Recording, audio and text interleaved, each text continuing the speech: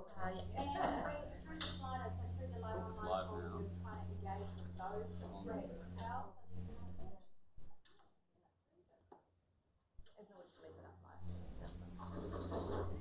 Okay, so this, yeah, do you want to give time? I don't have. It's all right. It's all right. Can you? Oh, okay. Can you conceive? We've got one of these.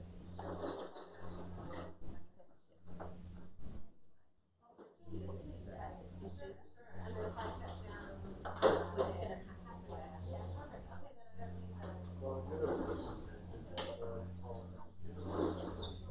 And I am.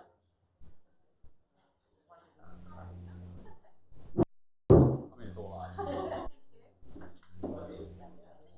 You know what? I'm going to be a real pain. Yeah, perfect. Can Thanks so I much. bring that banner and switch out and stretch New Zealand one? Okay. Thank you. It's switched off. It's a nice colour. Good. It's really what I was doing. Yeah.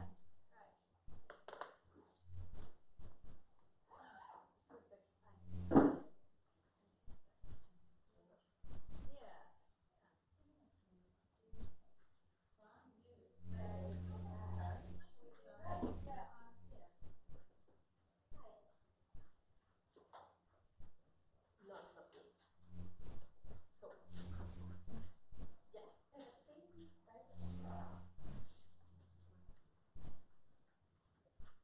And then we just need to be on a train at 18.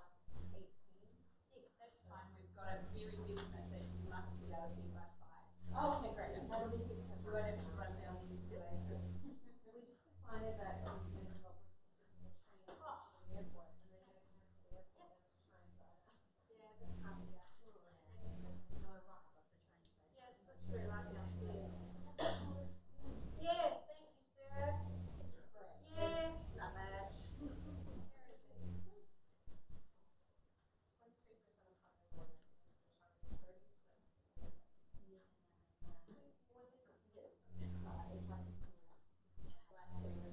23% of population. 30%. Yes. What is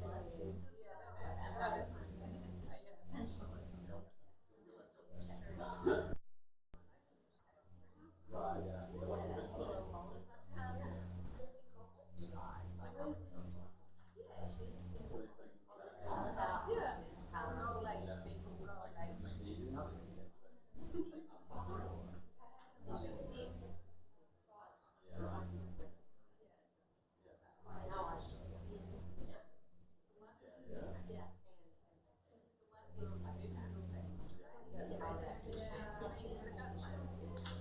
Actually, I was supposed to, like, the bank meetings, they reversed it.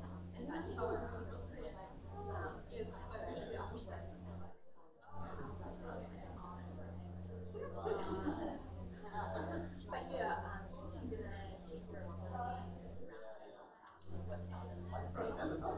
yeah, and I think it was safety when I was like, The prospect of going back to work on Monday.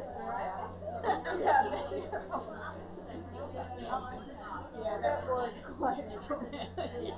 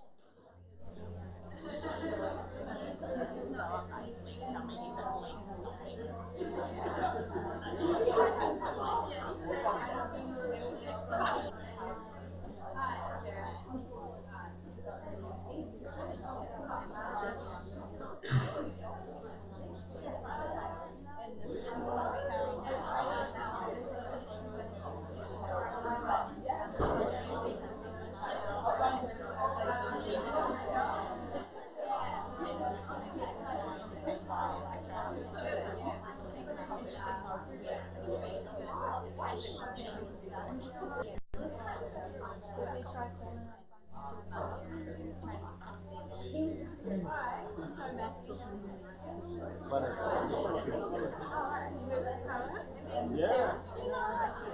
Are you involved in coordinating design? Finding everything. Is that easy? So it's like a managed government department or sort of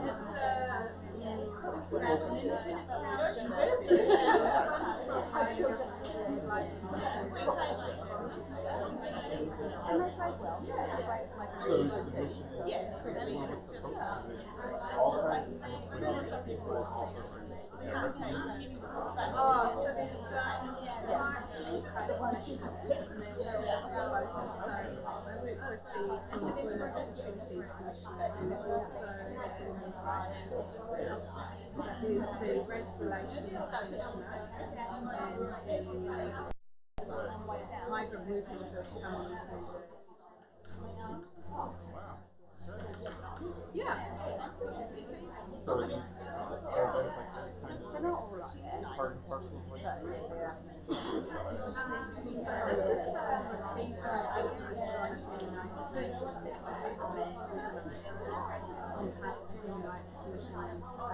I know Sophie personally, so it's got Sophie involved, and then she got Becca and Alexia, and they all went over and spoke independently from the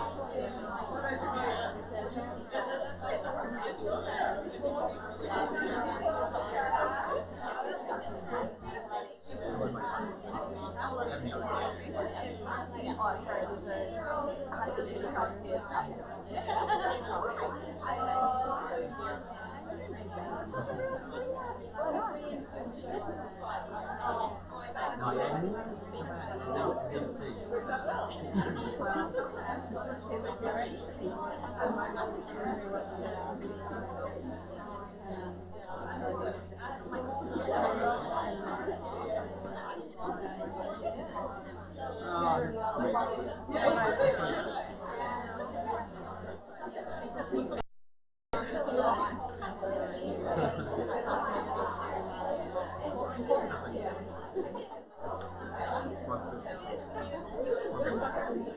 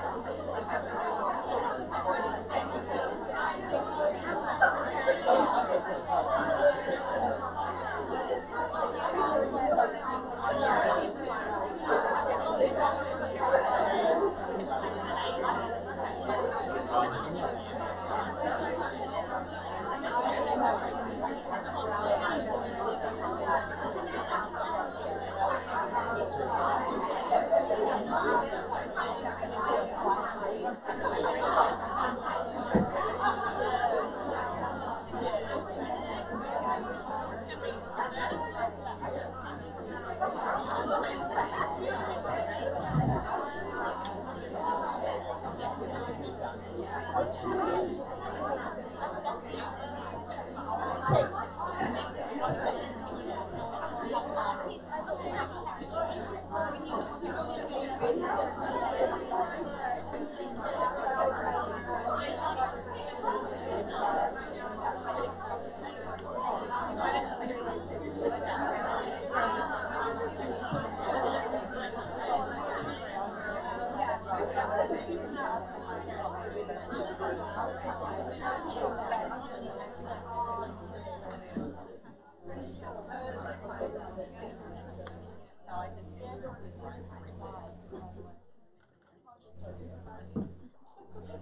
afternoon. Tēnā koutou katoa. My name is Sophie Dawson, and I'm from the Infrastructure Advisory Team at EY. And it's my great privilege to welcome you here today, where we're hosting the Access to STEM Education for Women and Girls in New Zealand, and reflections on the United Nations mission and the status of women, the event that our group of speakers attended in March earlier this year. I'd like to say a special welcome and thank you to our keynote speaker, the Honourable Julie-Anne Genter, Minister for Women. And thanks to the Human Rights Commission and of course Infrastructure New Zealand for helping to organise this event. Thanks also to Manurewa High School. As a result of EY's partnership with the school, I'd like to welcome the student with sincere apologies. Unfortunately, she's unable to attend the event today due to being involved in the ongoing crisis management meetings for Sky City Convention Centre. And just a little bit of housekeeping before we start. So bathrooms are halfway down the hallway that you just came through on the left-hand side. And in the event of an emergency, please follow the emergency exit signs and exit down the stairs. Thanks to the Human Rights Commission, Commission's Ryan, the event today is the 5th of October. On the 29th of October 1919, the Women's Parliamentary Rights Act passed into law and women could stand for election, which I'm sure Mr. Genter is very well aware. Now I'd like to invite Sarah Lang from Infrastructure New Zealand to say a few words of welcome. Sarah has many accolades. She's the founding member of the Women's Infrastructure Network in New Zealand. She's winner of the 2018 Women of Influence Award for Diversity. She's 2019 nominee for the Kiwi Bank New Zealand of the Year competition, and she's been specially selected by the US Embassy to participate in an exclusive international leadership program in the United States, for which she's recently written. Welcome, Sarah.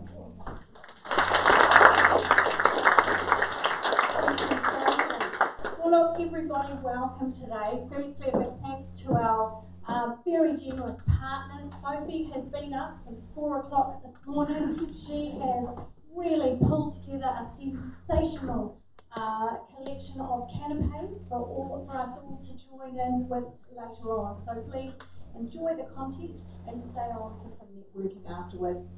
I'd also like to acknowledge our sensational panellists that we have today, and especially the Minister who has come up from Wellington, leaving her 13-month-old son, 14-month-old son at home. So look, in 2016, I looked around the infrastructure sector and thought, gosh, there's not a global network of women working in the infrastructure sector in the UK, the US, Canada, Australia, and at that time, not that I know them all, but we'll see what's there. 2 years later, we now have 7 chapters and 1,600 members of the WIN network in New Zealand. Today, I would like to acknowledge, pop your hand up. So we have members who have been on this committee for the last 2 years who are passionate about supporting the number of women in the infrastructure sector by growing the number of leaders in the sector and helping increase the visibility of women in the infrastructure sector. So when Sophie and the team headed to the US about their presentations with our New Zealand network, today we have our young generation coming through from high school here. Big welcome to you. We really do hope to see you have your careers in the STEM and infrastructure sectors moving forward. A special shout out to our members in Wellington and Christchurch who have joined us today. But we really want this to be an interactive session. So what we ask you to do, and you're always told to put them away, is can everyone get their cell phone out now, please? We are going to be running live online polling today And the way that you log your question is through the online Slido polling system.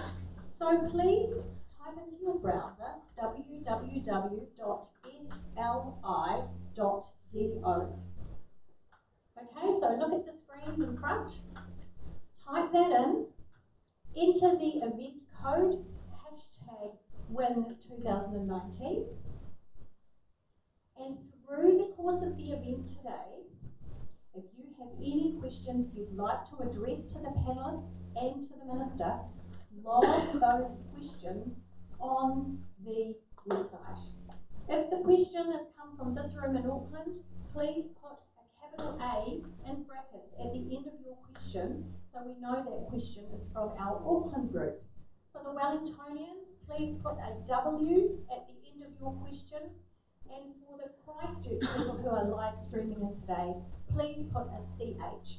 We would like to choose questions from around the country for this event today. So has everybody got the hang of how to get into Slido? Is it working for you all? Great. So we're going to use that a little bit later, and we are going to really have an engaged session. You don't have to feel shy because you don't have to stand up in front of everybody. That's the dream about Slido. But please do think about some questions that you'd like to pose to our panellists. So, enough housekeeping from me. We are very honoured to have Minister for Women, Julianne Genter, all the way from Wellington. She's also the Associate Minister of Transport and Health. She's been a long-time player in the industry. She's an expert on parking policy. She's a staunch supporter of women in the industry. Please give Julianne a round of applause.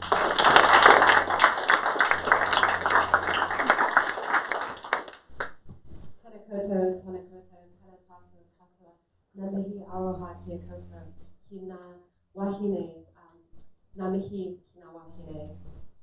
Tēnā koutou katoa, sorry, I'm tired.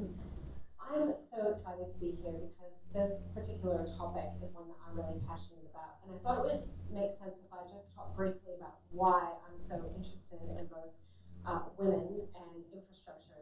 And that is, I think, you know, when I was in high school, I was really driven by a desire to have a job that could be helpful. I just really wanted to help solve some of the problems that we're collectively facing. And I could imagine a world where there isn't racism, where there isn't sexism, where no child is growing up in poverty, and where we aren't destroying our environment or making our climate inhabitable for future generations. And I'm absolutely convinced that there are practical solutions that we can all be part of that will help us solve each and every one of these problems. And indeed, when I went to university, I ended up to get around our cities. It shapes the way we live in our buildings, how much energy we use. It determines whether or not kids are growing up in unhealthy housing or whether we're having to use a lot of electricity generated at peak times by coal. If we have more efficient buildings, people driving cars at peak time into and out of the city, then we actually can solve some of our health challenges. People can live and grow up in healthier, happier cities where we have less pollution, more activity, more beautiful public spaces, more safe public spaces. And all of that addresses all of my concerns about equity and environmental outcomes. And so I thought, sweet, I'm just going to get this job and help solve these problems. But even if we know technically how to solve those problems, we still have a political project to make them into reality. And that's how I ended up getting involved in politics. And as Associate Transport Minister and Associate Health Minister, I tried to marry up my different portfolios so that I'm looking after women's health, I'm looking after active transportation, how that can contribute to population health outcomes. And as Minister for Women, it's my role to advocate for women and girls. But in that role, I've also wanted to really emphasize that there is a special responsibility we have to look out for women of color, Māori women, Pacifica women, because the reality of our history is that it hasn't been fair. And if we want to make it fair, we have to acknowledge the fact that for many decades and centuries, it wasn't fair. And that's clear just with this history, monumental day that we're celebrating today, 100 years since women could stand for parliament. It's only been 100 years, and it hasn't even been 100 years that we've had female elected representatives in local and central government. And the reality of our history in Aotearoa, New Zealand, is that it has been dominated by European colonization. And that means that people who aren't of that particular background face additional challenges that we still need to dismantle if we want a fair society. And so as Minister for Women, I think it's important to acknowledge that while I'm working on closing the pay gap for all women, the pay gap for Māori and Pacifica women and Asian women is worse. And that should be our priority, because we want things to be fair, and we want to lift those who are the most discriminated against and the most underpaid for their work. That has to be a priority. So that brings me to CSW. CSW, who's heard of CSW? I hadn't heard of it before I was Minister for Women, so don't be embarrassed if you haven't heard of it. But I think it is a really useful international forum that if we work with it correctly, we might be able to use it to assist us to gain support for the sorts of changes we want to see here in Aotearoa. So the Commission on the Status of Women is a UN forum that happens every year. It's actually the second biggest UN event. And women from all over the world meet there, not just elected representatives, but people who work for government, like government ministry people, and also NGOs who are advocating for things like sexual and reproductive rights, women's groups that are advocating for a whole host of different areas where things can improve the lives of women and girls. And we have to also acknowledge that in many countries of the world, things are worse for women than they are in Aotearoa, New Zealand. But I thought it was so interesting when I attended CSW and I talked about transport. Not many people there they came from different advocacy backgrounds, and they weren't necessarily working in that space of how does infrastructure affect the lives of women and girls, and how can we use infrastructure, and particularly sustainable infrastructure, to improve the equity outcomes we want, and how can we use the equity outcomes we're seeking, like getting more women involved in infrastructure and STEM, to achieve some of the other outcomes we want in terms of sustainable infrastructure. And then I went to the International Transport Forum, which is another international organization under the OECD, which is, they're just these groups of countries that have agreed to work together, basically. And we have an annual forum in Germany. And I was talking to someone there about being Minister for Women and how I was linking these up. And he said, oh, God, I never thought of that. You always think infrastructure is gender neutral. And that's the reality. Is at the ITF, it was almost all men, except for there was an all-day summit ahead of time, which was particularly for women in transport. And that was really exciting and interesting. It was the first time we had held that. So at CSW, every year, all of these groups get together, and the governments will negotiate certain terms and objectives and things they want to achieve. And it's been really hard lately, especially with the current United States administration. And I can say that because I was born in America, and I'm still a citizen. They've been really bad on sexual and reproductive rights. But the theme for this last CSW was sustainable infrastructure and how that affects women and girls. And so I think if I could just, because I want to keep it really high level and interesting, because I think when you get down to the detail of these meetings, it can be quite boring. What I do want to say is that it's actually, there's a huge opportunity here, and most of the events that I go to that are infrastructure or transport related are still very male dominated and still very Pākehā, like New Zealand European. And we need the people involved in designing our infrastructure to look like the people who use that infrastructure and the communities it serves. And that is a real opportunity. If you can, maybe right now, it's going to help that we have that infrastructure in New Zealand, the Women in Infrastructure network here in New Zealand. That's helpful, that you can start to see what you could be. But I just want to put it out there, even if you can't see it, if you're excited about the possibility of creating healthier, happier, fairer communities, infrastructure is a great way to do that. It can be a really fascinating career. Whether it's in science or technology or transport or water or building and construction, we need more women to get involved, and we can really use your talent and your perspective. And then the second thing that I would say is that it's really important that we achieve the outcomes that we want in terms of equity. So closing that pay gap, closing the gender pay gap, but closing the ethnic gender pay gap. And part of that is recognizing that what have been historically female-dominated professions, which are not usually in infrastructure, they're usually caring professions like nurses, midwives, people looking after the elderly, early childhood education, recognizing that those are as valuable, skilled professions as the people who are, guarding the prison cells or building buildings. So it's not just about getting women into these areas, while that's really important. I think the other part of closing the pay gap is recognizing that caring professions are incredibly valuable work. They've been historically undervalued due to sexism, and that's something the government is really trying to fix. And so I just think that we have this amazing opportunity, and looking at this room of fantastic wahine, I want to say to each and every one of you that if you're already working in the infrastructure space, that is awesome, and please do get involved in networks like Women in Infrastructure and do engage. When we have these international forums, there are opportunities for us to engage with the people who play the same role as us in other countries, and we can learn from them, and we can help build support here in New Zealand for the sorts of changes that have already happened elsewhere.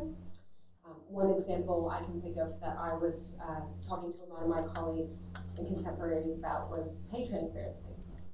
So in Australia and in the UK, and a number of other countries, I think France, Germany, Iceland, they have regimes in place where companies and employers above a certain size are required to publish and report on their pay gaps. And so here in New Zealand, we don't have a regime like that. It's one that I know the Human Rights Commission has been doing work on, that this pay transparency is so important. In order for us to make things fair, we need organizations to take the problem seriously. And some private organizations are doing that, but we can't just leave it up to the ones who feel like it. We actually need to build support for requiring that and build some support on how we do that. So anyway, it's a pleasure to be here today. There's many things we can talk about, and I look forward to your questions on the panel. Noe la tēnā koutou, tēnā koutou, tēnā koutou,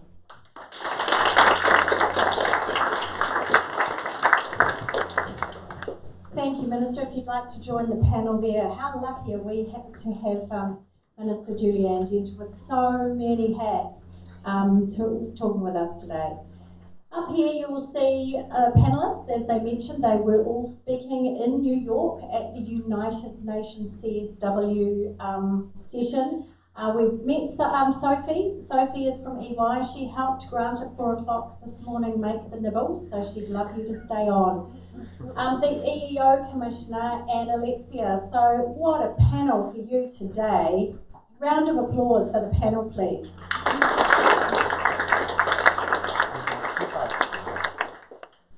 So I'd now like to hand over to Karanina. Karanina is the EEO Commissioner, and she is going to be the moderator for the panel today. Welcome, Karanina. It's fantastic to have your involvement and be partnering with you and your team on this event today. Please welcome Karanina. Thank you.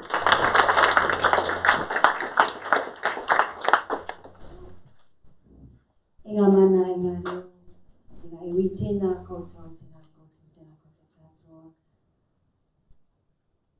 Ngati whātua o rākei, tēnā koutou if you're in the room. So, talofa, kia rana, nizambula vinaka, top of the afternoon, etc., etc. Hello, I am Sandra Mali, I'm the Equal Employment Opportunities Commissioner. welcome. I'm so excited. I want to acknowledge our sister here, Julian Genta.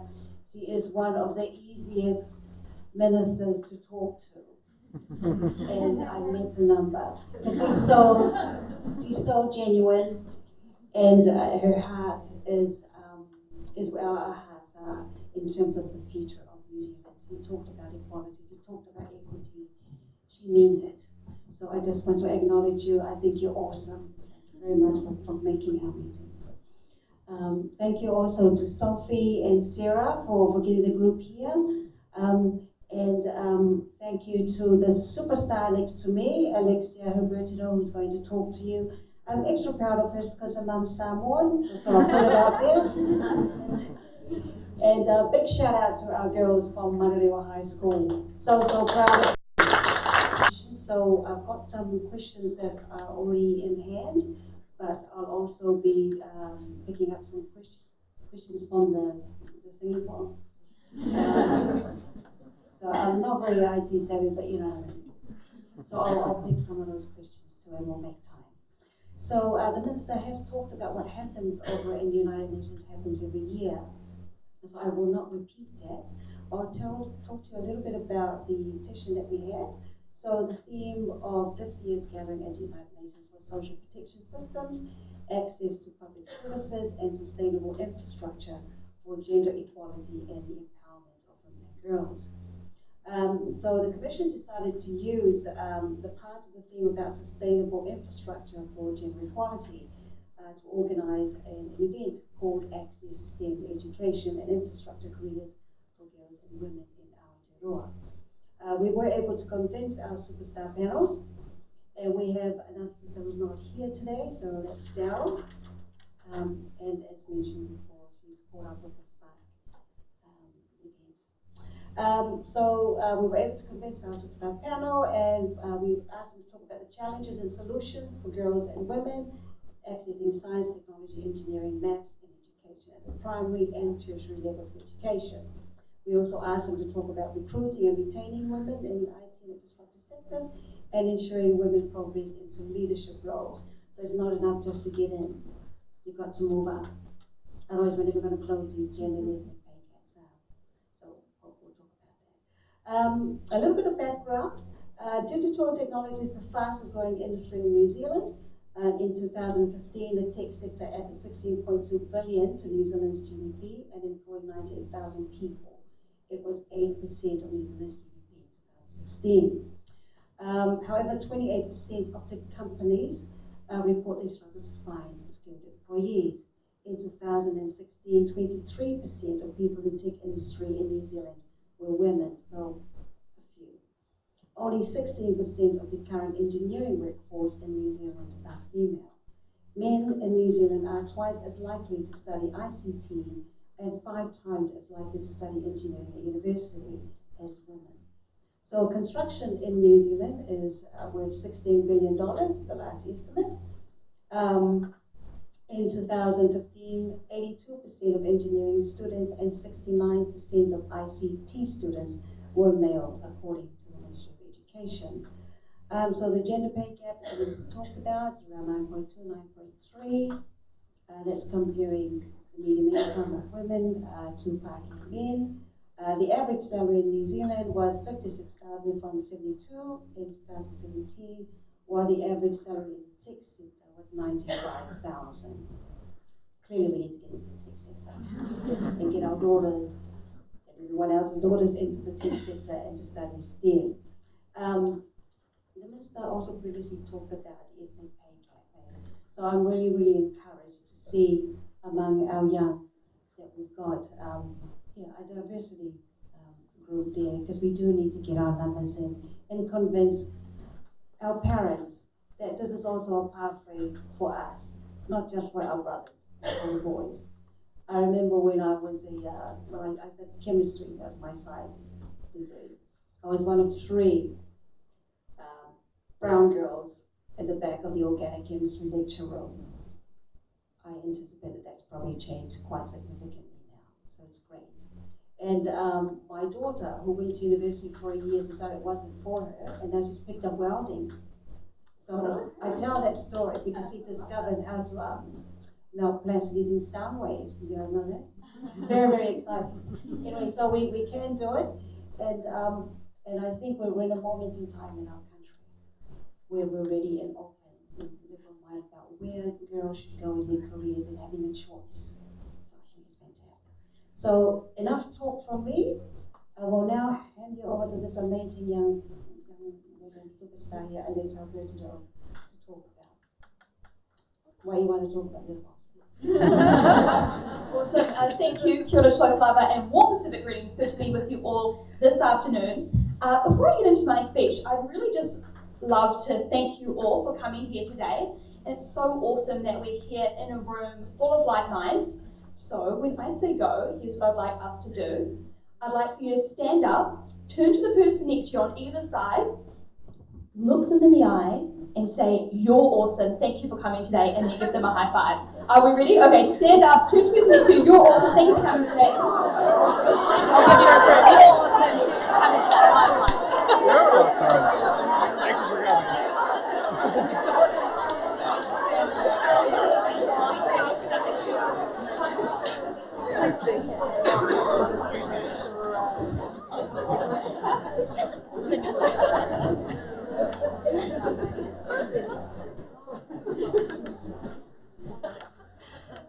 Fantastic, good to see so much love in the room today. So here's kia ora, my name is Alexia, I'm 20 years old and the founder and CEO of Girl Boss New Zealand, an organisation I started when I was 16. And I was spurred to start Girl Boss as a result of my own experience with technology at my high school, and later the only girl studying advanced physics. And it wasn't easy being a short, brown, outspoken female in this environment, but I stuck at it.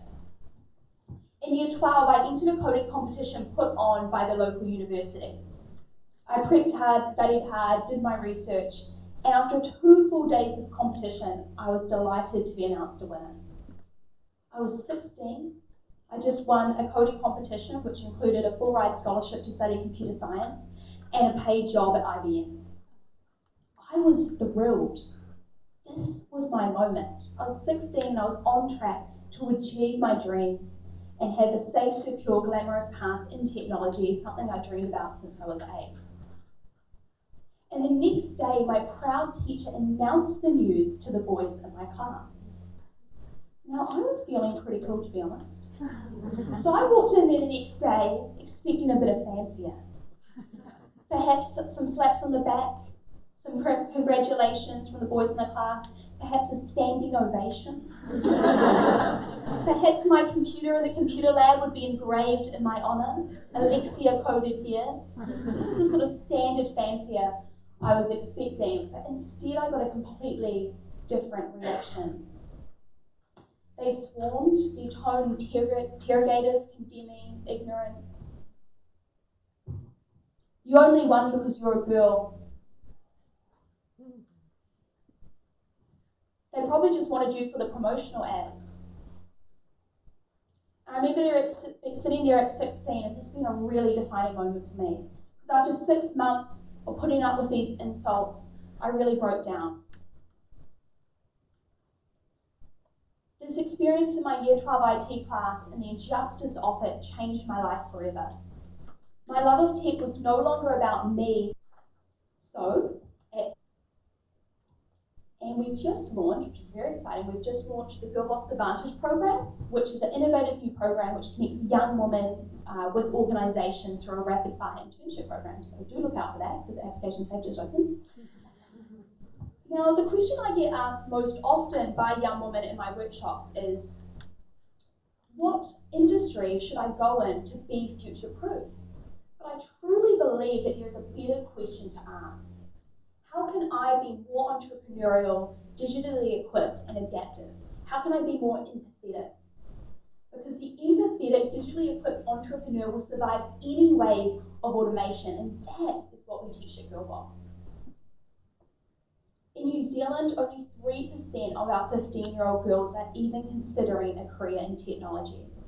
Only 8.3% of our chartered engineers are women.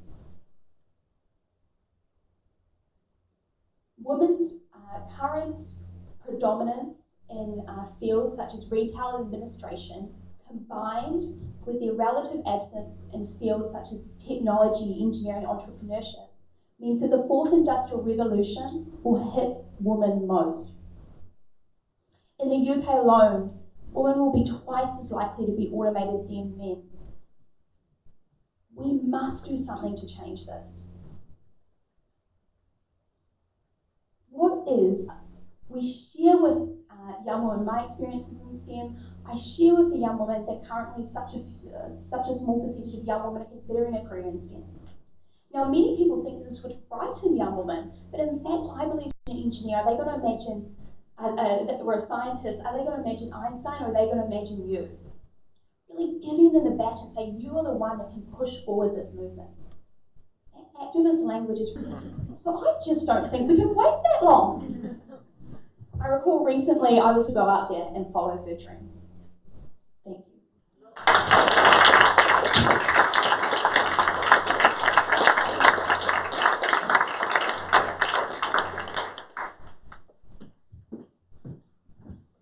So when I call her the boss, she is the boss. Thank you very much, Alexia. All right, over to you, Sophie. I'd like to follow Alexia. I'd like to share with you a bit of my story. So my grandma was born in 1899, and if she was alive today, she'd be 120 years old. My grandma won a scholarship from school to study at university, and she was interested in chemistry and wanted to be a pharmacist. But at that time, pharmacy didn't fit the criteria for the scholarship. So with a bit of help from her relatives, she managed to get on a degree course in industrial chemistry. In 1919, she was the only woman on her course and one of only 5 women studying at what is now the University of Manchester Institute of Science and Technology. The 5 women were not allowed to distract them their self-study. And unfortunately, after all that effort completing her degree course, there was no company that would take on a female industrial chemist in the 1920s, and she became a jeweller with her own shop. Very supportive family. And my dad was a professor of building engineering at the same university my grandma went to, and my mum realised my grandma's dream of becoming a pharmacist. I first studied maths at university and went on to do a master's and PhD in computational fluid dynamics, or CFD. So CFD is the computer simulation of liquid and gas flow. It's a combination of maths, engineering and computer programming. My first job after those years at university was working as a CFD project engineer in London, and I worked mainly at Airbus, helping to design the air conditioning system for the recently discontinued A380 Super Jumbo. For those of you lucky enough to experience an A380, my simulations indicate that you will get slightly more air if you sit in the aisle seats. Sitting in an office in Hamburg next to the runway with huge freight planes taking off to carry Airbus parts to France was a fascinating introduction to the world of engineering. We weren't allowed to mention Boeing, it was called the B word. Then I met a Kiwi guy and we went travelling and ended up in Sydney. It turned out that CFD is very specialised and there are not many jobs available in it. So I ended up temping at Rothschild Investment Bank in the infrastructure team. With my background in research, they asked me to do more than just admin work. They quickly realised I had an aptitude for number crunching, especially financial modelling, and it all worked out well with the Kiwi guy, who's now my husband. So after a few years with our first child on the way, we moved to New Zealand to be closer to his family. I also made a conscious decision not to continue in investment banking. It was a very high pressure, work hard, play hard environment, and at that point I felt I needed to concentrate on my family. So I started at EY. EY's purpose is building a better working world, and a large part of bringing our purpose to life is diversity, including diversity of skill sets, culture and background. And this is particularly important in the infrastructure space, which is used by so many people and delivers by a broad range of sectors. It needs people with backgrounds in STEM subjects, in finance, engineering, law, economics, commerce, even accounting. But the industry is definitely male-dominated. Recent events and campaigns indicate that current climate's open for change. In New Zealand, I've learned that Maori people put the same value on land and environment as they do on people. And this holistic way of thinking is something we can also apply in infrastructure. Our government tries to drive an outcomes-based mindset in infrastructure projects, So not just by building a new road, but by asking how we can improve the integrated transit network. Not just by building a new prison, but making sure the programmes and design will help to reduce reoffending rates. Not just by building a new hospital, but looking at health equity and educating young people to try and shift the dial from reactive to preventative healthcare. This holistic way of thinking can also be applied to the teams of people delivering the projects. EY is quite a progressive company promoting diversity. In recruitment, our number one focus is diversity, and initially gender diversity. Almost a quarter of the structure in professional services firms is a career path, rather than classic engineering or science companies. So to help even the balance, we run targeted events to identify future talent and build our brand at universities, so careers fairs, speed networking, clinics for resumes, talks from senior leaders, and our Corporate Finance Woman of the Year competition. We found it most effective to have women from our team attend the events to encourage the female university students to apply. Go figure, women like to speak with or hear from other women already in the role. Sounds like a simple solution, but it can be difficult to arrange when the burden of this falls on the shoulders of the very few women in the team. And I have my suspicions that most of the students just come along for the free pizza anyway. At the other end of the spectrum, we're trying to leadership roles. And something else we've been working on is the gender pay gap, which at EY for peer-to-peer roles across New Zealand and Australia is now less than 1%.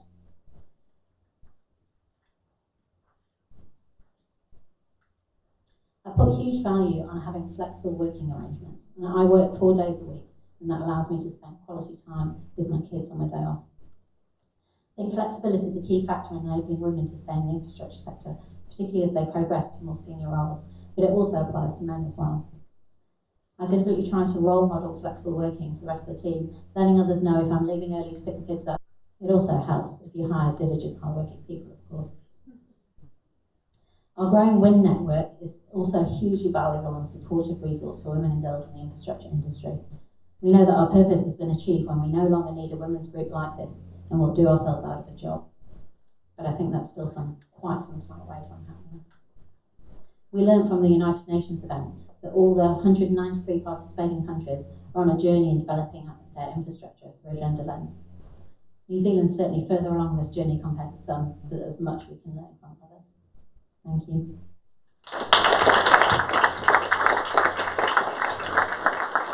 Thank you very much, Sophie. So now we're open to questions. I know there's some questions here, and one person has put A. So to our sisters over in Wellington and others, please remember the code A for Auckland, W for Wellington, and CH for Christchurch, and send your questions through. Minister, there's some questions here for you if you don't mind. She loves questions. I've tested her. Okay. What are your thoughts on making salaries public knowledge to encourage employers to pay women and men equally for the same role?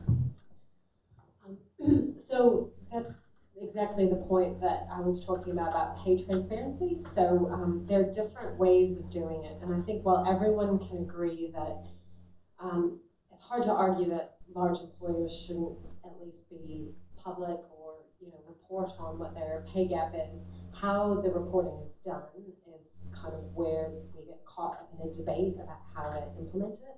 And so EY is part of the Champions for Change, which is a group of private organizations who are leading on increasing diversity and solving this problem. And I do know that recently the Champions for Change launched a report on pay gap where 22 of them signed up to measuring by a particular methodology, and some of them actually published it, including Westpac. I think it's business as usual that employers over a certain size measure and report. Privacy's sake, you don't want individual people publishing their salaries, and yet we still need to make it possible for organizations to be transparent about the fact that, we're looking at our starting salaries, we're looking at people at this level of experience, this many years. When they start breaking it down like that, they usually find that there is inequity in salary that they cannot explain. And so that's where the unconscious bias is at play, and that's where they have to take steps to fix it. So it's one of the things that I would really like us to be able to bring in is pay transparency, but I'd say we're not yet at the stage where we have consensus around what the specific type of reporting would be. I should say that governments do report on their pay, like all the government ministries and crown entities do report their pay gaps, so it is possible. Thank you. I mean, that unconscious bias comes up all the time. We discussed this with a group of businesses, and one said, well, it wasn't until I did that that I realized that I had an unconscious bias against young people. So what does that mean when you're recruiting, if you're exercising that in terms of salary? So it's beyond gender, this unconscious bias. Also, people have unconscious bias against our older workers when they're trying to get back into work. So it's a really important thing to address if we're going to close gender and ethnic pay gaps. One more question for you, Minister. I know you've got to go. Do you think a quota-based system mandating a certain percentage of women in leadership roles is advantageous or detrimental to the gender equality movement?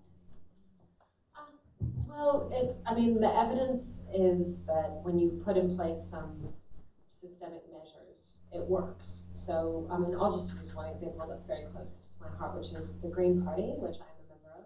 I probably would not have stood to be a member of Parliament if the Green Party didn't have a gender-balanced approach to list ranking. So I was a member, I was a volunteer, and I could see that coming into the 2011 election, because they had 4 male MPs and 2 female, and some of the women were resigning, they were retiring, that they were going to need women. And so it made me think to myself, oh, actually, you know, who am I to be an MP? But actually, they need women to put themselves forward, so I'll just do that. And I think that that's an important thing for women to have the space to say it, because let's just be honest, like women tend to be more critical, they tend of themselves, they tend to think, you know, if I don't meet every single attribute on the job list, I shouldn't apply. Whereas men don't seem to have this sort of concern. Not so often, you know, they're more likely to say, oh, I only have 3 of 10, but yeah, I'll be awesome at that job. So I think creating that space does mean women are more likely to put up their hands. Whether I wouldn't advocate for a gender quota for boards, but we have talked about targets, and we've certainly set a target for ourselves as a public sector appointer of boards, and we're making good progress on that.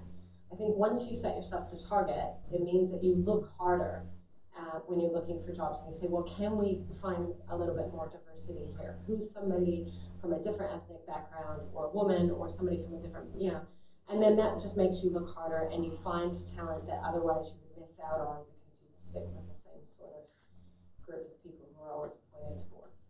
So, and I do think that the quotas for certain types of boards overseas in Europe, they have been effective at increasing women's representation and diversity in governance. I just think that's undeniable. But the question, I guess, that the person's getting to is, well, does that undermine the view of whether women or not have merit? And I would say we really just have to turn that on its head and say, actually, our history is unfair, and that means people to market. How can we decrease the inequality gap for these women in New Zealand? And I suppose that could be a question we can open up to the panel.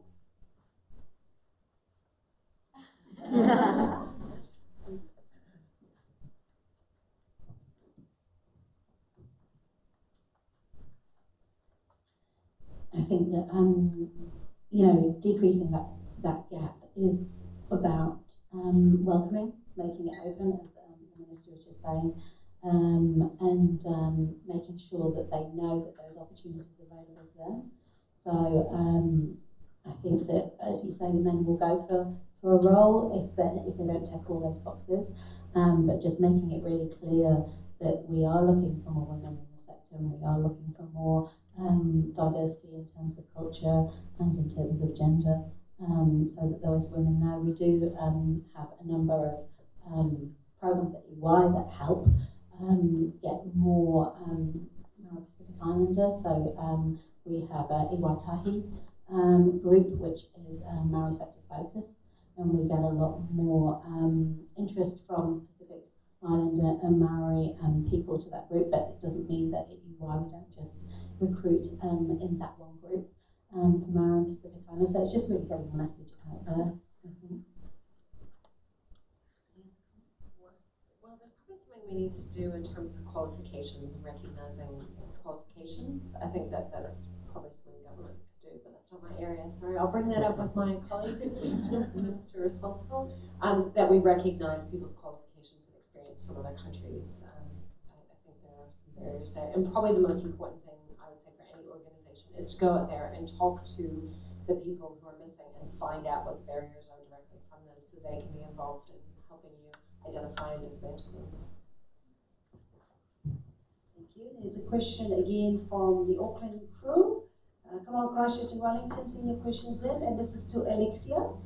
Alexia, is female participation in STEM subjects higher at single-sex schools? So what is your view?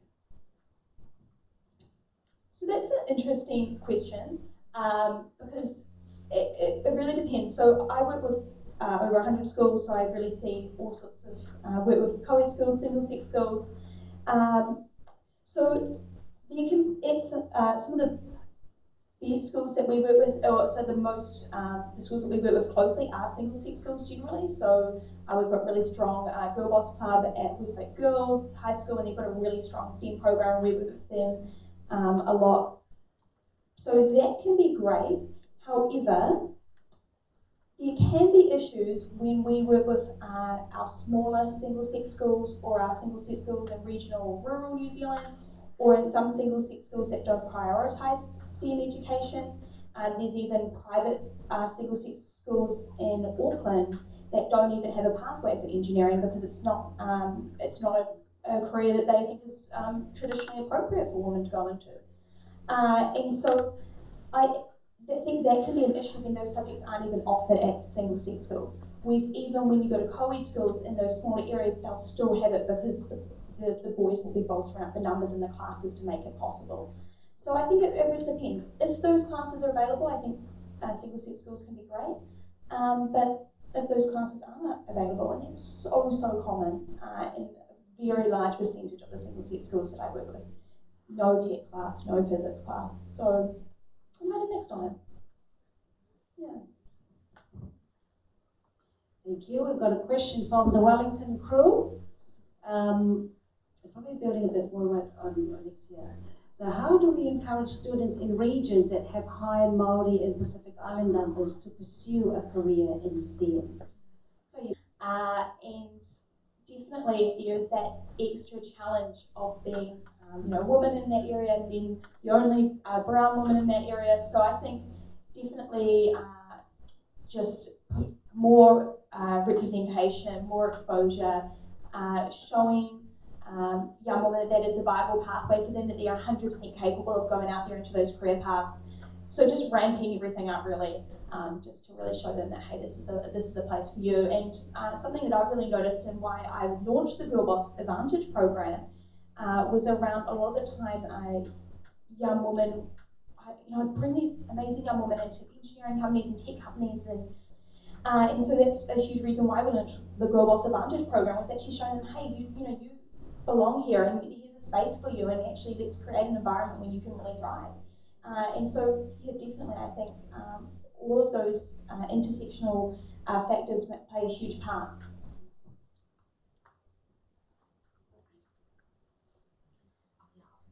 But continue your amazing discussion. It's fantastic. Thank you. Thank you so much.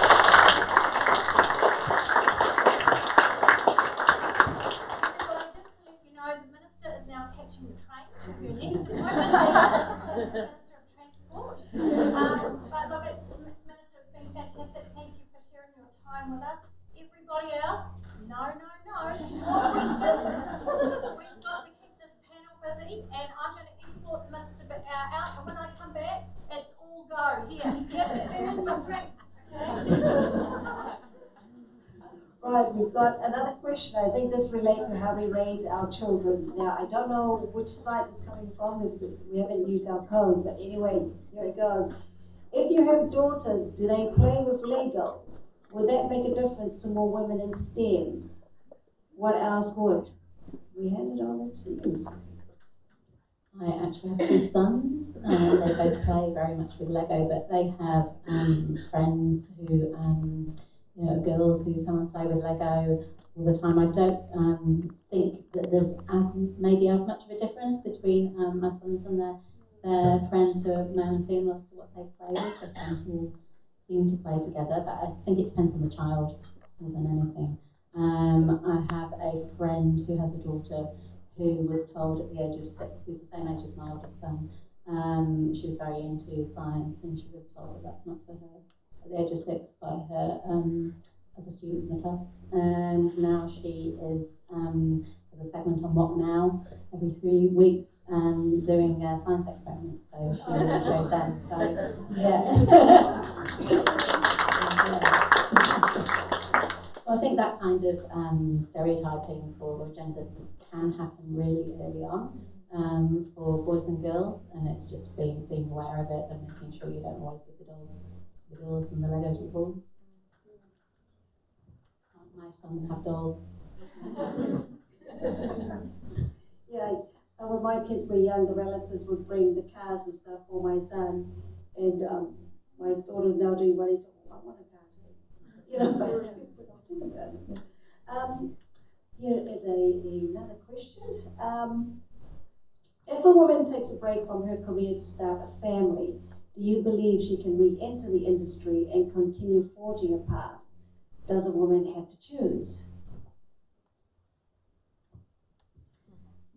So I took 2 breaks when having both my children, and I don't believe that it really changed too much, although I did change my path from being in an investment bank because I thought that probably didn't align with my priorities at the time. At EY, I know of people who've gone on parental leave and have been promoted while they've been on parental leave to partners and directors. So I don't believe that it can affect your career, but I think you just need to work at it. I know that at EY that we make sure that we keep in touch with anyone who's gone on parental leave, whether it's to any team events, and just that they're still involved can help if they are on a break. So yeah, I think you just need to make sure that it doesn't affect it if they do want to come back, and then giving people opportunities to come back to work maybe part-time to start off with can also help. So yeah, there are ways and means to assist with that. And then this question is, I suppose this goes to your personal resilience really. What kept you going through the trials and tribulations? So this came from one of our students. Thank you. So I think what's been really key for me is been really focused on what my purpose is or what difference I want to make and having that really clear. So kind of finding your why and really keeping that at the forefront. And what I find is often when I feel most drained or most tired is actually when I'm doing things that don't quite align with what I want to do, or I don't quite see the purpose of what I'm doing. So I think what I've really had to realize is making sure that I'm spending as much time as possible really doing the work that inspires me, and also I'm continually inspired by the incredible young women that I work with. So they really do keep me going through those times, and that sounds a bit cliche, but it's genuinely true, just seeing the impact that me and the Girlboss team are having and the work that we're doing is super inspiring. But yeah, definitely just asking yourself, why am I feeling tired? Is it because what I'm doing I really don't see where it's going to get me where I want to go, or it's the difference that I want to make? So yeah, I think having real clarity on that has been really important for me on my journey.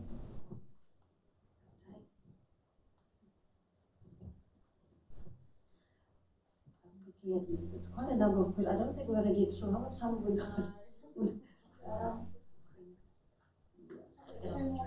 Two more questions, okay. Can we throw it out to the crowd? I do have questions here. This is, girls? Okay. There was a question, I can't see it anymore, but there was a question about whether we should be inviting men to these events. And And this is something that we didn't initially do at the start of the Women in Infrastructure Network because we just wanted to build our network, but now we have started saying on the invitations that men are welcome, and we'd really like to say, and see 4 here today.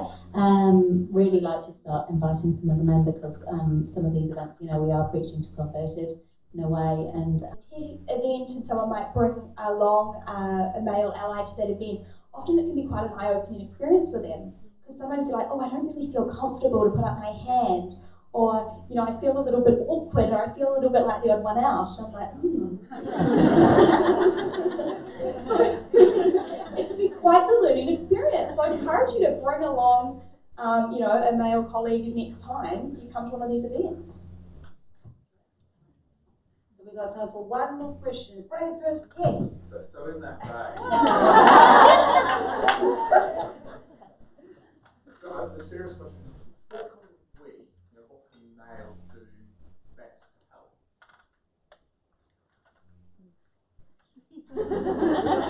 well, Grant. The question was, what can males do to help? And I think there's a variety of things that men can do to help. They can be aware of the issues. They can not just maybe mentor, or because I know there's quite a lot of champions for change, and there's male sponsors and male mentors. They can really advocate for their female colleagues and make them more visible within businesses like these. They can try and put themselves in the women's shoes and the women's perspective. So coming along to events like these to understand what it might be like for women in the infrastructure industry. Some of the things that EY are doing, like having. Thank you for that question. I think adding those all amazing points, adding on to that, not being afraid to be the one to show that it's not just a woman's issue, but everyone's issue, and inviting along people to the events and really getting that conversation normalised to show, hey, this is not something that just the Women in Leadership Network are going to talk about, that actually this is something that we all should be talking about. Super, super powerful. So thank you. Just some final comments from me. I always think equality begins at home. So how we raise our sons, our daughters, is really, really important. And we talked about being the champion. Sometimes men just listen to men because they see us as naggers, and it's and so it does make a difference when one brother pulls up another. And if you're a manager and you're looking to your resource being promoted, you might notice actually there might be some other talent that are not on that list, and therefore take responsibility for saying, can we think differently about what we're looking for? Because in that way, then you spot leadership styles that are different. You create opportunities for other people to think differently to be on that promotional list. I mean, certainly we find there's lots of diversity, I suppose, in the entrance level of organizations. But that progression stage seems to have a whole lot of subjective things that prevents that diversity moving up. And often it is our men who dominate those top there. So question your brothers about, what are we looking for? Should we be looking for something different? It's like putting your glasses on and seeing world in completely different light. And that would be really, really significant. Certainly in terms of, and we have to go there, issues of bullying, issues of sexual harassment, we need to all take responsibility for that. If our women are going to be successful, they need to be safe. Who would want to be successful at the risk of compromising your dignity and whatever else you need to? And some have done that, and it's unpleasant, but they shouldn't. Equality is a responsibility of everybody. The dignity of our women and our girls and the opportunities is a responsibility of all of us. And so, great question. I'm so thank you. You're the only man who was so brave to raise that question. Brian's here too. And another brother there. Hello. So that's the end of our question time, but of course it's time to mingle. So we interval to, but thank you to our panel, big hand to our panel. Thank you very much.